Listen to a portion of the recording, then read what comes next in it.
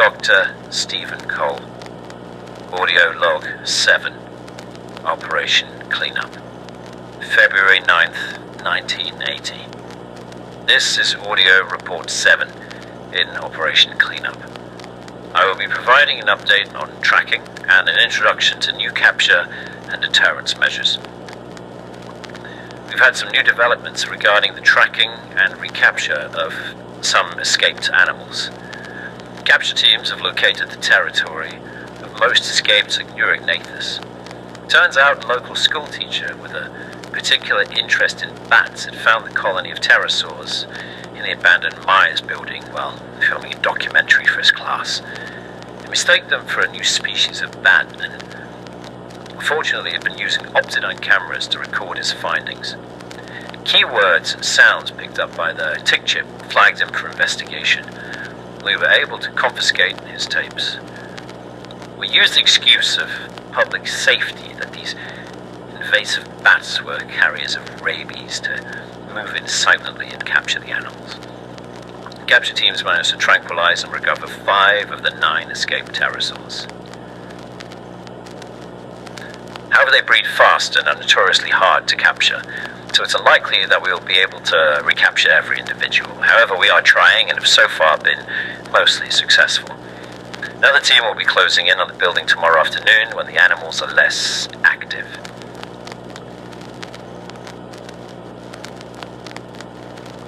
Furthermore, one of the 4 missing Dilophosaurus has been recovered. However, it is dead.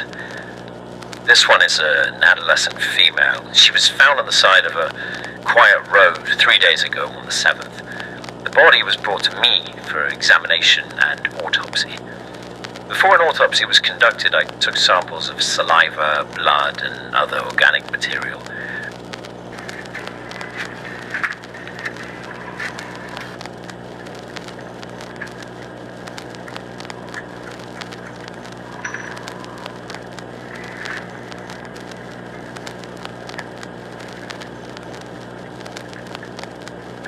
Autopsy and X-rays showed no obvious cause of death. However, the analysis of collected samples revealed something concerning. Bacillus carnimanducans. This is a pathogen from the Triassic. It was synthesized from a Darwin unit when creating the Dilophosaurus genome. It was assumed to be a bacteria from the animal's gut microbiome, as it was seen quite a lot in fossils from Ghost Ranch Quarry, but it turned out to have been a deadly external pathogen. When it was first synthesized in base B200, something went wrong, and it resulted in a genetically enhanced bacteria with an almost 100% mortality rate, with extremely exaggerated symptoms. That pathogen wiped out the base. Only a few remnants of the breakout were ever recovered.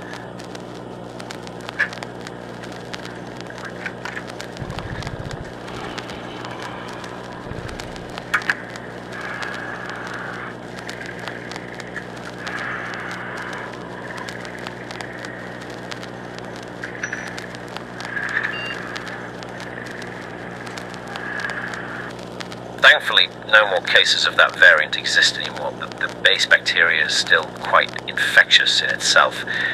Symptoms vary depending on the species infected. In humans, it leads to a degradation of the skin barrier and a development of dermal cysts. In the Dilophosaurus, the effects are lesser, but it usually causes severe fever, which can cause fatal intracranial pressure, which is what killed this individual. Its synthesis in new Triassic animals has been cut off, and we have developed treatment. We know the 4 Dilophosaurus that escaped were individuals from the med bay being treated for the pathogen during the incident. They showed no signs of infection, but this proves otherwise. The implications of this are serious. We don't know if the others are still infected, but if this pathogen was to spread to the townspeople, it could lead to a local epidemic and the loss of lives. The pharmaceutical division is developing vaccines and treatments to be supplied subtly to the town through the water supply, but this will take time, and updates will be provided through their progress tapes. The body here will be burned and destroyed. but we will take further samples for testing.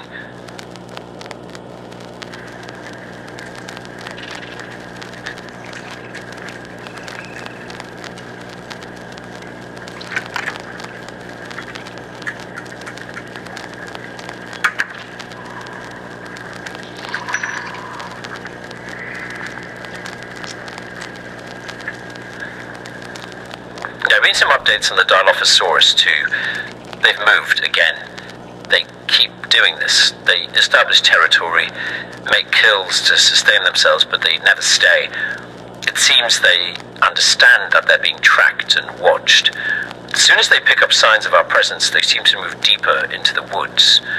But they don't stray far from the town of Bone Bridges. There isn't enough food to sustain them in the woods, other than deer. Their cave has been abandoned, and the only signs of their presence being the bones of local livestock. However, we've tracked them down again. We've recovered dung samples near the same abandoned building where the Igneognathus were located. They were DNA tested and have been attributed to one of the Dilophosaurus. Dissection revealed the bones of small forest mammals, cranial elements as well as small undigested limb bones of rodents, feathers of birds. However, further dissection revealed 4 human finger bones as well as 2 human molars.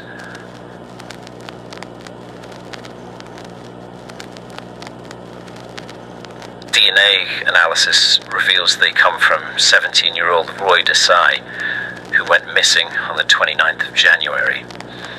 These are the second remains we have recovered of him. This leads us into how we will recapture them.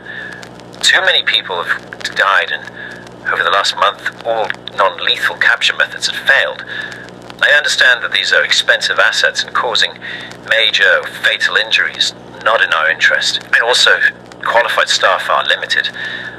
That is why I will now propose and demonstrate new technologies I have developed to aid in the recapture process. I'm going to be proposing and demonstrating here the use of modified deterrence agents that we already use to maintain animal security, to be used as an aid of recapture. We use high-frequency emitters around perimeter walls of animal containment. If the animal moves too close to an emitter near a maintenance gate, for example, it'll sound off and cause great discomfort to the animal. This will usually cause them to bolt off. There is potential to integrate these measures into the recapture process. I produced a smaller handheld version of this device to emit similar frequencies that can be adjusted for use on the field. The idea would be to form a perimeter around where we know the animals are and use these devices to contain them without physical barriers. In theory, the high-frequency emissions surrounding the animals will mean they won't be able to run and will be too overwhelmed to fight. That way we can close in on them and make tranquilization much easier for transportation back to the facility. But will this work? The smaller devices are less powerful, and there is concern that it might not be as effective as a deterrence measure. That is where she comes in. Our third Dilophosaurus in the subterranean Fake Sky facility. One of the only individuals to not successfully escape in the incident. We set up a slab of meat near one of these devices to test its efficiency. We started with a control, no frequency. As expected, she took the bait and came in to feed. We then upped the frequency to half of the maximum capacity. This time with the same setup, she seemed uncomfortable, more wary when approaching the food. But eventually, she took it. That was half of the full frequency, and it barely stopped her. However, at the full capacity of the small device, the results were incredible. She didn't go near the food. She stayed between some nearby rocks, eyeing the area but not approaching. If a perimeter of these devices was used on the field, the animals wouldn't be able to escape. However, there's one problem with this approach. The frequencies affect all animals in the area, not just the target. This includes members of the capture teams. Ear protection can be provided, but lacking auditory function when trying to recapture large animals is risky. That doesn't mean these devices can't be applied. They can be used to reinforce current measures and used strategically to lower the risk for capture teams. But nevertheless, we developed more measures that are more specific for better capture. Using a Darwin unit, we synthesized synthetic pheromones. These pheromones were engineered to produce certain symptoms in certain animals. We sprayed it near the food and observed. The effects were similar to that of the high-frequency emitter. She didn't go near. This technology is expensive, however, and while it's engineered specifically to impact certain species, we didn't fully understand the risks of inhalation for humans. This is why we didn't engineer more severe side effects, and why all capture teams using this tech will be fitted with respirators and standard body covers.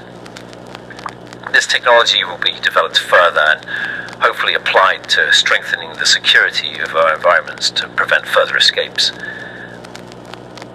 We've had a number of species imported into the facility, into temporary enclosures for study, alongside some geneticists from other facilities to aid in research while we focused on recapture.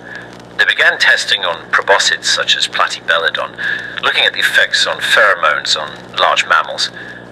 So far, she's responded well to testing. They've also begun trials on large aquatic species such as our mosasaur, in the event that he breaks a maintenance gate, for example, and swims out into the wider area. While doing this, we also factored in smaller organisms in their environment. We know the pheromones or frequencies can cause major issues, so we studied fauna like ammonites. This here is an individual found dead in one of our Jurassic enclosures. While she's not the same as the Cretaceous ammonites residing with the mosasaur, the application should be similar. We studied samples from these as well as live specimens to understand the effects of our deterrence measures on their major functions to try and reduce the risk for them. Research was also applied to the less pure Paleozoic specimens. We started small with them, examining the effects on trilobites, such as the Solenoides.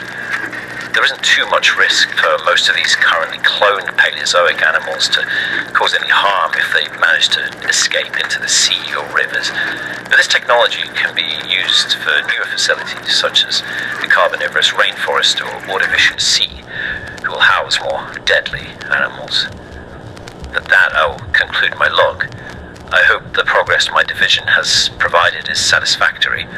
More logs will be sent out when further progress is made.